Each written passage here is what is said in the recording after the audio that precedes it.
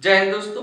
आज हम पढ़ेंगे अलंकार के बारे में। अलंकार के बारे में जानेंगे कि अलंकार की परिभाषा क्या है, अलंकार के प्रकार कितने होते हैं, इन सभी के बारे में जानेंगे। देखिए, अलंकार क्या होता है। जैसे मनुष्य अपनी शोभा बढ़ाता है, अपनी शोभा बढ़ाने के लिए तरह तरह के कपड़े पहनता है, तरह तरह के मेकअप करता है, तरह तरह के आभूषण पहनता है। तो उसी तरह काव्य काव्य यानी पुस्तकों, गद्य या पद्य जो भी शब्द लिखा है, वो उसमें भी उसकी शोभा बढ़ाने के लिए कुछ तत्वों का प्रयोग किया जाता है और उन्हीं तत्वों को अलंकार कहा जाता है। ठीक है, उन्हीं तत्वों को क्या कहा जाता है, अलंकार कहा जाता है। अब अलंकार की इसी आधार पर परिभाषा देखते हैं कि काव्य की शोभा बढ़ाने वाले तत्वों को अलंकार कहते हैं। यानी काव्य की शोभा बढ़ाने वाले तत्वों को क्या कहते हैं, अलंकार। जैसे मनुष्य अपना शोभा बढ़ाने के लिए आभूषण पहनता है, मेकअप करता है, कपड़ा पहनता है, उसी तरह जो काव्य है उनकी भी शोभा बढ़ाया जाता है, उनकी शोभा अलंकारों के द्वारा बढ़ाया जाता है। जिस तत्वों के द्वारा उसकी शोभा बढ़ाई जाती है उसको अलंकार कहते हैं। ठीक है, तो अभी हमने इसकी डिफिनेशन देखा, परिभाषा, कि काव्य की शोभा बढ़ाने वाले तत्वों को अलंकार कहते हैं। ठीक है, तो अब देखते हैं अलंकार जो है इसके दो भेद होते हैं, यानी दो प्रकार के होते हैं। वैसे तो तीन प्रकार के होते हैं, लेकिन यहाँ हम दो ही प्रकार देखेंगे। ठीक है, पहला हमारा है शब्दालंकार। क्या है, शब्दालंकार। दूसरा हमारा है अर्थालंकार। अब शब्दालंकार क्या है, शब्दालंकार क्या होता है, जब शब्दों द्वारा काव्य की शोभा बढ़ाया जाए। जब शब्दों के द्वारा काव्य की शोभा बढ़ाया जाए, जैसे मनुष्यों में होता है कि जब कपड़ों के द्वारा शोभा बढ़ाया जाए, जब आभूषण के द्वारा शोभा बढ़ाया जाए, जब मेकअप के द्वारा शोभा बढ़ाया जाए, तो उसको तो अब यहाँ पे है शब्दों द्वारा काव्य की शोभा बढ़ाया जा रहा है। किसके द्वारा, शब्द के द्वारा, अक्षर या शब्द के द्वारा। ठीक है, तो उसे क्या कहेंगे, शब्दालंकार। क्या कहेंगे, शब्दालंकार। जब शब्दों के द्वारा शोभा बढ़ाई जाएगी तो उसको शब्दालंकार कहेंगे। अब शब्दालंकार जो है उनके तीन प्रकार होते हैं। कितने, तीन। पहला है हमारा अनुप्रास अलंकार, दूसरा है यमक, तीसरा है श्लेष अलंकार।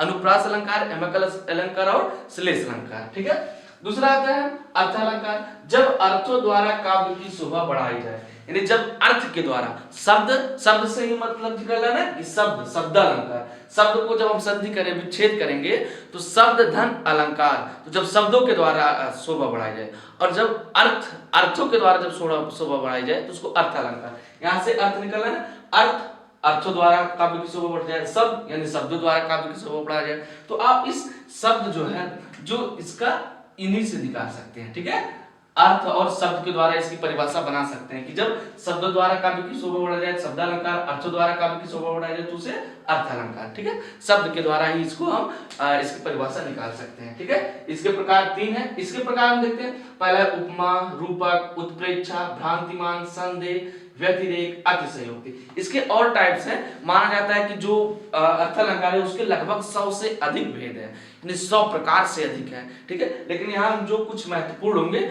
उन्हीं भेदों को देखेंगे, उन्हीं प्रकारों को देखेंगे। एक बार हम फिर से अलंकार की परिभाषा को दोहराते हैं। अलंकार की परिभाषा क्या है, काव्य की शोभा बढ़ाने वाले तत्वों को अलंकार कहते हैं। काव्य की शोभा बढ़ाने वाले तत्वों को क्या कहते हैं, अलंकार। इसके दो भेद कौन कौन से, शब्दालंकार, जब शब्दों द्वारा काव्य की शोभा बढ़ाया जाए, दूसरा है अर्थालंकार, जब अर्थों द्वारा काव्य की शोभा बढ़ाया जाए। ठीक है, शब्दालंकार के तीन प्रकार, अनुप्रास, यमक, श्लेष।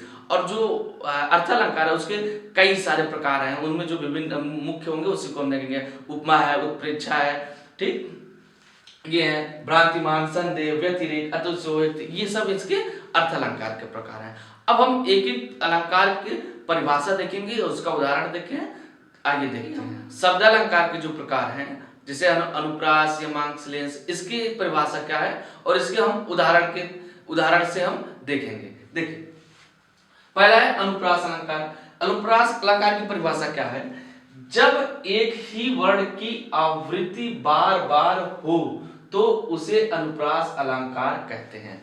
जब कोई अक्षर या वर्ण मतलब अक्षर, जैसे आ से लेके अज्ञा तक, इंग्लिश में ए से लेके जेड तक, ये वर्ण या अक्षर है, जब उनकी आवृत्ति बार बार होती है, बार बार वो आते हैं, तो वहां अनुप्रास अलंकार होता है। क्या होता है, अनुप्रास अलंकार। जैसे रघुपति राघव राजा राम। यहाँ देखिए जो र है, र यहाँ भी आया है, र यहाँ भी आया है, र यहाँ भी आया है, र यहाँ भी आया है, तो रा की आवृत्ति बार बार हुई है, यानी र जो है वो 4 बार आया है। कितने बार, 4 बार। तो यहाँ क्या हो गया, अनुप्रास अलंकार। क्या होगा, अनुप्रास अलंकार। अनुप्रास अलंकार, जब एक ही वर्ण की आवृत्ति बार बार हो, जब एक ही वर्ण या अक्षर बार बार आए तो वहां पे कौन सा अलंकार होगा? अनुप्रास अलंकार। जैसे रघुपति राघव राजा राम, ये क्या हो गया? अनुप्रास अलंकार। दूसरा आते हैं हम यमक अलंकार। कौन सा? यमक अलंकार। जब एक ही शब्द दो या अधिक बार, यानी दो या दो से अधिक बार आए, दो या दो से अधिक बार आए किंतु उसका अर्थ अलग अलग हो, उसे यमक अलंकार कहते हैं। जब एक शब्द दो या दो से अधिक बार आए हो और उसका जो अर्थ है वो अलग अलग हो, क्या हो? अलग अलग हो। जैसे कनक कनकते 100 गुनी मादकता अधिकार, ठीक है, कनक कनकते 100 गुनी मादकता अधिकार। यहाँ जो शब्द आया है वो एक ही शब्द है और दो बार आया है, किंतु जो उसके अर्थ हैं वो क्या है? अलग अलग है। क्या है? अलग अलग। जैसे यहाँ कनक आया, कनक आया, एक ही शब्द है, दो बार आया है, लेकिन अलग अलग, इसका जो अर्थ है वो अलग अलग है। पहले कनक का अर्थ है सोना और दूसरे कनक का अर्थ है धतूरा। ये जो एग्जाम्पल है, कनक कनकते 100 गुनी मादकता अधिकार, या पावे बौराए जग या खावे बौराए, ठीक है, यानी सोना और धतूरा के बारे में कहा गया है कि अगर सोना जग पा जाए तभी बौरा जाएगा, अगर धतूरा को खा लेगा तभी बौरा जाएगा, ठीक है। तो उसी पे कहा गया कनक कनकते 100 गुनी मादकता अधिकार, या पावे बौराए जग या खावे बौराए। तो ये क्या हो गया? इस जो ये शब्द है कनक, ये दो बार आया है। पहले का अर्थ है सोना, दूसरे का अर्थ है धतूरा। धतूरा जानते ही होंगे, जो शंकर जी को चढ़ाया जाता है तेरस पे, यानी शिवरात्रि पे, वो धतूरा होता है, ठीक है। तो ये हो गया यमक अलंकार। तीसरा है श्लेष अलंकार। जब एक शब्द एक ही बार आए, एक शब्द एक ही बार आए किंतु उसके कई अर्थ हों, उसे श्लेष अलंकार कहते हैं। यानी एक शब्द एक ही बार आए लेकिन उसके जो अर्थ है वो कई हैं। जैसे चरत धरत चिंता करत चितवत चारह ओर, सुवरन को खोजत फिरत कवि व्यभिचारी चूर। यानी क्या? यहाँ देखो, यहाँ जो हमारा सुवरन आया है ये हमारा एक बार आया है। कितनी बार? एक बार। लेकिन जो इसके अर्थ है वो कई हैं। पहला अर्थ है सुंदर अक्षर, दूसरा है सुंदर स्त्री और तीसरा है सोना, ठीक है। इसका अर्थ क्या है? चरत धरत चिंता करत चितवत चारह ओर, कवि व्यभिचारी चूर। कवि का अर्थ, कवि मतलब आप जानते होंगे कवि, व्यभिचारी का मतलब होता है पुरुष, ठीक है, पुरुष। और जो चोर है, चोर का मतलब जानते होंगे, व्यभिचारी का मतलब जो कवि है वो सुंदर अक्षर की तलाश करता है, हमेशा चारों ओर क्या खोजता है? सुंदर अक्षर, सुंदर शब्द, यानी अच्छे शब्द। और जो व्यभिचारी है, व्यभिचारी का अर्थ आप ये भी कह सकते हैं कि जो हमेशा लड़कियों के पीछे रहे, तो वो व्यभिचारी वो सुंदर स्त्री की खोज करता है। और जो चोर है वो हमेशा किसकी खोज करता है? सोने की। किसकी खोज? सोने की। तो यहाँ आ गया ना, चरत धरत चिंता करत चितवत चारह ओर, सुवरन को खोजत फिरत कवि व्यभिचारी चोर। सुवरन का क्या अर्थ है? तीन। पहला सुंदर अक्षर, सुंदर स्त्री, सोना, ठीक है। तो ये हो गया हमारा शब्द अलंकार की। आप एक बार इसका स्क्रीनशॉट ले लीजिए, ठीक। ये हो गया हमारा शब्द अलंकार। इसको हम फिर से दोहराते हैं, ठीक है। पहला हमारा अनुप्रास अलंकार, जहां एक वर्ण या अक्षर बार बार आए, एक अक्षर बार बार आए तो उसको क्या होता है? अनुप्रास अलंकार। जैसे रघुपति राघव राजा राम। दूसरा हमारा आता है यमक अलंकार। कौन सा? यमक अलंकार का होता है जब एक शब्द दो या दो से अधिक बार आए किंतु उसके अर्थ जो है, उसके जो अर्थ है वो अलग अलग हो। जैसे यहाँ पे कनक कनकते 100 गुनी अधिकार, एक कनक का अर्थ है सोना, एक कनक का अर्थ है धतूरा। तीसरा हमारा आता है श्लेष अलंकार। क्या आता है? श्लेष अलंकार। श्लेष अलंकार क्या है? जब एक शब्द एक ही बार आए किंतु जो उसका अर्थ है वो कई हो, क्या हो? अधिक हो। जैसे यहाँ पे चरत धरत चिंता करत चितवत चारह ओर, सुवरन यानी सुंदर अक्षर, सुंदर स्त्री और सोना को खोजत फिरत कवि व्यभिचारी चोर। यानी ठीक, कवि के लिए सुंदर अक्षर, व्यभिचारी के लिए सुंदर स्त्री और सोना के जो चोर है उसके लिए सोना। ये हो गया हमारे शब्द अलंकार। इसको एक बार दो बार आप दोहरा लीजिए जैसे हमने दोहराया, ठीक है। अनुप्रास अलंकार है, एक वर्ड की आवृत्ति एक कई बार हो, और जो यमक अलंकार है वो एक शब्द दो या दो से अधिक बार आए और उसका अर्थ अलग अलग हो। श्लेष अलंकार जब एक शब्द एक ही बार आए किंतु उसके अलग अलग है। इसमें थोड़ा सा केवल अंतर है, डिफरेंस है। आप थोड़ा सा अच्छे से देखेंगे तो ये क्लियर हो जाएगा। ठीक है, आप स्क्रीनशॉट ले लिए होंगे। ठीक, अब हम देखते हैं अपने अर्थालंकार पे। किस पे? अर्थालंकार के कितने भेद है और उसके क्या परिभाषा है उसको हम देखते हैं। हम देखते हैं अर्थालंकार के प्रकार, यानी अर्थालंकार के प्रकार कौन कौन से हैं उनको देखते हैं। अर्थालंकार की परिभाषा आप जानते हैं ना कि जब अर्थ द्वारा काव्य की शोभा बढ़ाई जाए तो उसे क्या कहते हैं? अर्थालंकार कहते हैं। तो इसकी जो पहली प्रकार है वो है उपमा अलंकार। उपमा अलंकार, उपमा अलंकार क्या है? जहां समान गुण धर्म के आधार पर एक वस्तु की तुलना दूसरे से की जाए तो वहां उपमा अलंकार होता है। जहां किसी वस्तु की समान गुण धर्म के आधार पर किसी दूसरे वस्तु से तुलना किया जाए तो वो क्या होता है? वहां उपमा अलंकार होता है। क्या होता है? उपमा अलंकार। जैसे यहां पर दिया है हरिपद कोमल कमल सी, हरिपद कोमल कमल सी। तो जो हरि मतलब विष्णु जी, जो विष्णु जी हैं उनका जो पद है, पद मतलब पैर है, वो कैसा है? कमल की भांति कोमल है, कमल की तरह कोमल है, कमल की तरह कोमल है। तो यानी उसकी तुलना हरि के पद यानी विष्णु जी की पैर की तुलना किससे की गई है? कमल से की गई है। किससे की गई है? कमल से की गई है। किसके? कमल से। और भी ऐसे कई सारे गानाओं में आप देख सकते हैं, जैसे तेरा चांद सा मुखड़ा। अब यहाँ जो मुखड़ा है यानी मुंह है, वो उसकी तुलना किससे की गई है? चांद से। किससे? चांद से की गई। तेरा चांद सा मुखड़ा यानी मुखड़ा की तुलना किससे की गई है? चांद से की गई है। तो ऐसे बहुत सारे गाना हैं, उनसे आप सीख सकते हैं। तो ये हमारा क्या हो गया? उपमा अलंकार, जहां एक की तुलना दूसरे से की जाए। ठीक है, जैसे हरिपद कोमल कमल सी, तेरा चांद सा मुखड़ा, ऐसे बहुत सारे चीजें हैं, वहां से हम देख सकते हैं।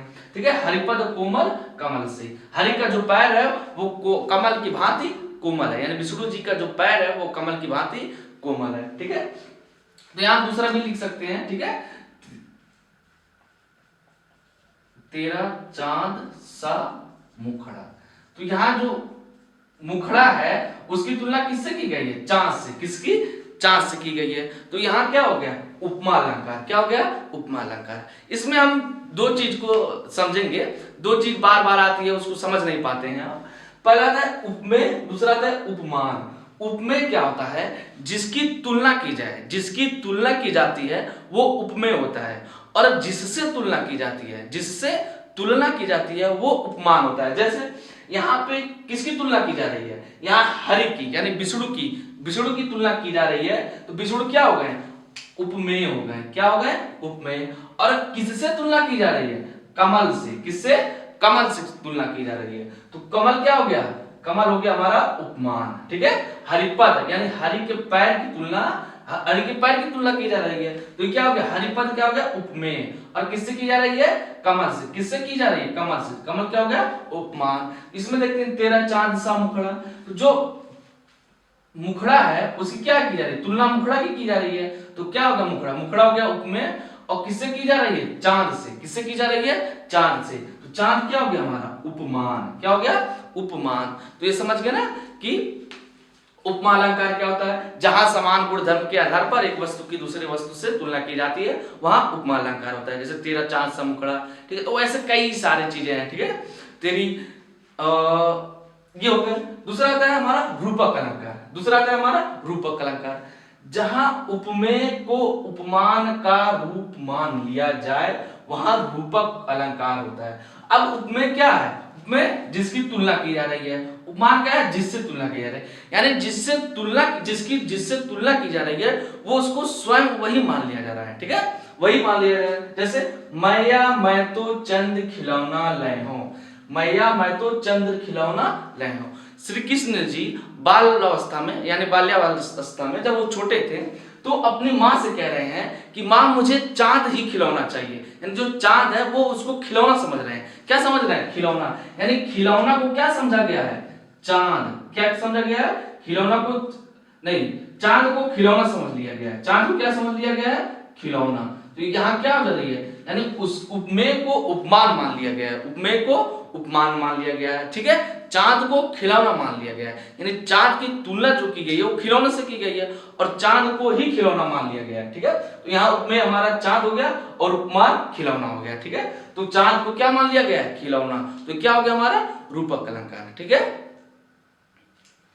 तो ये हो गया हमारा उपमा अलंकार, रूपक अलंकार। उपमा अलंकार और रूपक अलंकार समझ गए ना। रूपक क्या, जहां जहां उपमेय को उपमान मान लिया जाए, ठीक है, वो क्या हो गया हमारा रूपक अलंकार। जैसे मैं तो चंद्र खिलौना लाया हूं, यानी माँ मुझे तो चांद वाला ही खिलौना चाहिए, मुझे चांद ही चाहिए खिलौने के रूप में। और दूसरा हमारा, पहला हमारा था उपमा अलंकार, जहां एक दूसरे से तुलना की जाती है, वहां हमारा उपमा अलंकार होता है, ठीक है।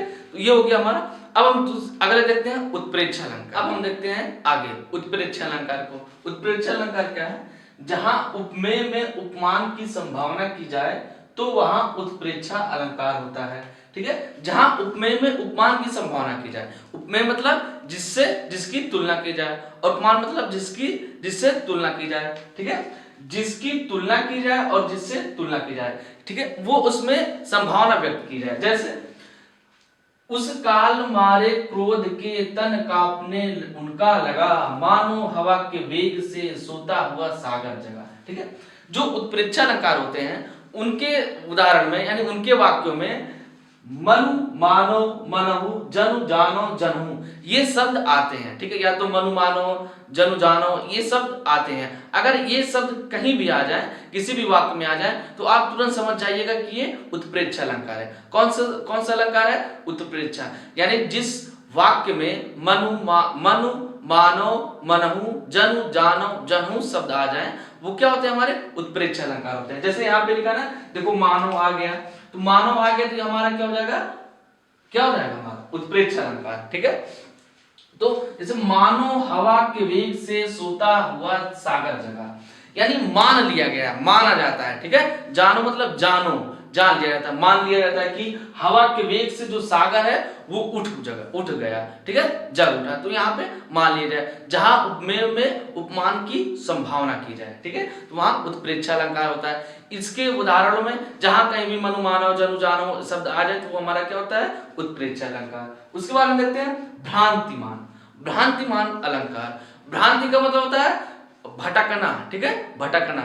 या जैसे जहां उपमेय में उपमान का भ्रम उत्पन्न हो जाए, या अर्थात जब कोई वस्तु को देखकर हम उसे उसके समान गुणों या विशेषताओं वाले किसी अन्य वस्तु के रूप में मान लेते हैं, तो वहां भ्रांति अलंकार होते हैं, ठीक है। भ्रम उत्पन्न हो जाता है कि जैसे मान लो कभी किसी को पीछे से देखो तो लगता है कि ये मेरा दोस्त है, लेकिन आगे जाके देखते हैं तो क्या पता चलता है कि हमारा दोस्त नहीं है, तो वहां क्या हो जाता है, भ्रम उत्पन्न हो जाता है। क्या उत्पन्न हो जाता है, भ्रम उत्पन्न हो जाता है, ठीक है। उसका उदाहरण देखते हैं, ओस बिंदु चुग रही हंसिनी मोती उनको जान, ठीक है। जो हंसिनी है, जो हंस है, ठीक है, वो हंस ओस की बूंदों को मोती समझ के उसको चुग रही है, यानी उसको खा रही है, ठीक है। ओस की जो बूंदें होती हैं वो चमकती है ना, तो उसको जो हंस है वो समझते हैं कि ये मोती है, और उसका हंस को भ्रम हो जाता है, तो वो उसको ओस की बूंदों को चुगने लगती है, ठीक है। इसी पे एक गाना है कि राणा जी मुझको माफ करना, तो वहां पे क्या कहते हैं कि छत पे सोए थे बहनोई तन्ने समझ के मैं सो गई, तो वहां क्या उसका हो गया, भ्रम हो गया कि वो कौन है, वो अपने बहनोई को दूसरा समझ लिया और वहां उसके साथ वो सो गई। तो ये कौन सा अलंकार होगा, ये होगा हमारा भ्रांतिमान। उसको क्या हो गया, भ्रम हो गया, ठीक है। तो वो गाना से भाई आप ये अलंकार को पहचान सकते हैं, ठीक है। जो गाने होते हैं सॉन्ग्स होते हैं ना, उनमें अलंकारों का ही प्रयोग किया जाता है, ठीक है। अभी आगे हम बहुत ऐसे गानों का उदाहरण देखेंगे जिनमें अलंकारों का प्रयोग किया गया है, ठीक है। तो आप ये समझ गए ना कि जहां भ्रम उत्पन्न हो जाए, ठीक है, जिस वाक्य में भ्रम उत्पन्न हो जाए तो वहां भ्रांतिमान अलंकार होता है, ठीक है। जैसे यहाँ ओस बिंदु चुग रही हंसनी मोती उनको जान, वो भी अभी गाना बताया ना कि छत पे सोए थे बहनोई तन्ने समझ के सो गई, तो वहां क्या हो गया, उसको भ्रम उत्पन्न हो गया, भ्रम हो गया तो उसके पास सो गई, ठीक है। तो ये हो गया। अब हम देखते हैं आगे की अलंकार। अब हम देखते हैं अर्थ अलंकार के कुछ अन्य प्रकार, जैसे संदेह अलंकार, अतिशयोक्ति अलंकार और व्यतिरेक अलंकार। सबसे पहले देखते हैं संदेह अलंकार। संदेह का मतलब ही है संदेह, यानी इसको देखते हैं जहां किसी वस्तु या व्यक्ति को देखकर संशय बना रहे वहां संदेह अलंकार होता है। यानी जहां किसी व्यक्ति को देखकर उसके सही स्थिति का पता नहीं लगा पाए, उसके सही रूप का पता ना लगा पाए, तो वहां हमें संदेह होता है। क्या होता है, संदेह होता है, तो वो क्या हो जाता है, संदेह अलंकार होता है। जैसे सारी बीच नारी है कि नारी बीच सारी है कि सारी ही नारी है कि नारी ही सारी है। इसमें हम पता ही नहीं पा रहे हैं कि साड़ी के बीच नारी है कि नारी के बीच साड़ी है, यानी साड़ी जो है वो नारी को स्त्री पहनी है कि जो साड़ी है वही स्त्री के ऊपर है, ठीक है। तो यहाँ पे कंफ्यूज हो जा रहे हैं, ठीक है, वहां संदेह हो जा रहा है, वहां पे हम पता नहीं लगा पा रहे हैं, ठीक है। इसी तरह क्या होता है, जहां जो चेहरा परिवर्तन केंद्र होता है यानी ब्यूटी पार्लर, वहां से भी जब महिलाएं निकलती हैं तो बहुत लोग पहचान नहीं पाते हैं, तो वो क्या हो जाता है, संदेह हो जाता है कि ये किसकी वाली है, ठीक है। तो वो क्या हो जाता है, संदेह हो जाता है। तो ये क्या हो जाएगा, जहां संदेह हो जाएगा वहां क्या हो जाता है, संदेह अलंकार हो जाता है, ठीक है। जैसे यहाँ हमने देखा, ठीक, कि सारी बीच नारी है कि नारी बीच सारी है कि सारी ही नारी है कि नारी ही सारी है, तो क्या हो जाता है, हमारा संदेह हो जाता है, ठीक है। तो ये अगला देखते हैं हम अतिशयोक्ति। क्या, अतिशयोक्ति। ये जो अतिशयोक्ति है ये आजकल इस अलंकार का बहुत ज्यादा प्रयोग हो रहा है, ठीक है। अतिशयोक्ति का अलंकार, अतिशयोक्ति अलंकार का प्रयोग ज्यादा हो रहा है। अति का मतलब गांव में कहा जाता है ना कि ढेर अति ने करा, ढेर अति ने करा। अति का मतलब अत्यधिक, ठीक है, ज्यादा। क्या इसकी परिभाषा हम देखते हैं, जहां लोग सीमा का उल्लंघन करते हुए किसी वस्तु या व्यक्ति की बढ़ा चढ़ाकर प्रशंसा की जाए तो वहां अतिशयोक्ति अलंकार होता है। यानी लोक सीमा, जहां तक कोई कह भी नहीं सकता उससे आगे किसी की प्रशंसा की जाए तो वहां अतिशयोक्ति होता है। क्या होता है, अतिशयोक्ति। अति मतलब ढेर, कि ढेर अति ने करा, ठीक है, तो अति ज्यादा हो गया, ठीक है। जैसे तुम्हारी ये मधुर मुस्कान मृत में भी फूंक देगी जान। देख रहे हो भी नहीं होते कि ये क्या कहा कि तुम्हारी ये मधुर मुस्कान, ये जो तुम्हारी मुस्कान है, जो तुम्हारी मुस्कान है वो किसी मृत व्यक्ति में भी जान फूंक देगी। ऐसा हो सकता है, नहीं हो सकता। लेकिन यहाँ पर क्या हुआ, कवि जो है, जो कवि है वो क्या, कहाँ उसकी कल्पना चली गई कि किसी की मुस्कान किसी में जान डाल देगी, ठीक है। वो मुस्कान हंसने वाला मुस्कान, कोई लड़की मुस्कान नहीं, ठीक है। तो आप किसी लड़की को मुस्कान मत समझिएगा, ठीक है। तो ये तुम्हारी ये मधुर मुस्कान मृत में भी फूंक देगी जान, ठीक। दूसरा देखते हैं, इतना रोया था मैं उस दिन ताल तलैया सब भर डाले। हो सकता है, नहीं कोई, अब लेकिन लोग कह सकते हैं, ठीक है, जो अपने से वो उससे कह सकते हैं कि तुम्हारे चले जाने के बाद मैंने खूब रोया और इतना रोया कि ताल तलैया भर गए, ताल तलैया भर गए। भाई कहना ही तो है, कहाँ वो देखने आ रहा है, तो कहना ही है तो कह डालो, जो कहना वो कह डालो, ठीक है। इतना रोया था मैं उस दिन ताल तलैया सब भर डाले। तो आज देखते हैं कि आज जो ये हैं, जो आशिक हैं, वो इसका प्रयोग बहुत ज्यादा कर रहे हैं, ठीक है। अतिशयोक्ति अलंकार का वो बहुत प्रयोग कर रहे हैं। ऐसे कई सारे गाने हैं, जैसे तुम जो कह दो तो चांद तारों को मैं तोड़ लाऊंगा। तो चांद तारा को तोड़ पाएगा, नहीं तोड़ पाएगा, लेकिन वो लाके कह देता है कि तुम जो कह दो तो मैं चांद तारों को तोड़ लाऊं, ठीक है। ऐसे कई सारे उदाहरण है। टांग दूं चांद को तेरी कुर्ती पे मैं। तो ये क्या है, ये गाना है। यहाँ क्या हो रहा है, अतिशयोक्ति हो रहा है। क्या हो रहा है, अतिशयोक्ति हो रहा है। नायक नायिका यानी एक्टर एक्ट्रेस, हीरो हीरोइन, ये सब ज्यादा इसका प्रयोग करते हैं। गाना जो है हमारा उस अतिशयोक्ति पर ही बना है, ठीक है। अतिशयोक्ति अलंकार का ही प्रयोग करके जो सारे गाने बने हैं वो अतिशयोक्ति अलंकार करके बना, ठीक है। तो ये उदाहरण जान गए ना कि जहां किसी की प्रशंसा जो बड़ाई है वो अत्यधिक कर दी जाए, ठीक है। वो क्या की जाए कि अत्यधिक कर जाए, कि जैसे यहाँ तुम्हारी ये मधुर मुस्कान मृत में भी फूंक देगी जान। तो ये क्या हो रहा है, बढ़ा चढ़ाकर किसी की जो क्या हो रही है वो प्रशंसा की जा रही है, ठीक है। अगला आता है व्यतिरेक। व्यतिरेक अलंकार, जहां उपमेय को उपमान से श्रेष्ठ बताया जाए और उसका कारण भी बताया जाए, ठीक है। जैसे साधु ऊंचे शैल सम किंतु प्रकृति सुकुमार, यानी जहां उपमेय को उपमान से अधिक, यानी जिसकी तुलना की जा रही है वो अधिक श्रेष्ठ है, किससे, जिससे उसकी तुलना की जा रही है। यहाँ तुलना की जा रही है, जो साधु हैं उनकी तुलना की जा रही है शैल यानी पत्थर से, पत्थर से, ठीक है, कि जो साधु है वो पत्थर से ऊंचे हैं, लेकिन जो उनकी प्रकृति है, साधु की प्रकृति क्या है, सुकुमार है। सुकुमार मतलब अच्छा व्यवहार है। लेकिन जो पत्थर है, पत्थर का व्यवहार क्या होता है, कठोर होता है, कि कठोर होता है, ठीक है, कठोर होता है। तो ये हो गया हमारा व्यतिरेक। अब ये समझ गए ना संदेह अलंकार, जहां आप किसी को देखकर, किसी वस्तु को देखकर ये समझ ना पाए कि वही वही है, वहां संदेह, वहां संशय उत्पन्न हो जाए, तो हमारा संदेह अलंकार होता है। अतिशयोक्ति अभी आपने देखा कि आजकल जो बहुत ज्यादा इसका प्रयोग हो रहा है अतिशयोक्ति अलंकार का, ठीक है। तो अगला है हमारा व्यतिरेक, जहां में उपमान से श्रेष्ठ बताया जाए और उसका कारण भी बताया जाए। ठीक है, तो ये क्या होता है, देखिए हम जो पढ़ते हैं, जो भी चीज हम पढ़ते हैं वो हमारे जो आसपास हो रही है, जो हमारे आसपास, जो हमारे समाज में है, वही चीज हम पढ़ते हैं। लेकिन हमारा जो आज पढ़ाई का उद्देश्य हो गया है, जो पढ़ाई का उद्देश्य हो गया वो क्या हो गया कि केवल अधिक से अधिक नंबर लाना, सरकारी नौकरी पाना या कहीं अच्छी जगह जॉब लग जाना, यही पढ़ाई का उद्देश्य रह गया।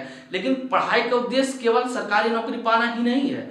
पढ़ाई का उद्देश्य केवल 90% या 100% या 95% लाना नहीं है। पढ़ाई का उद्देश्य है कि हम एक सामाजिक प्राणी बने। ठीक है, हम सामाजिक प्राणी बने।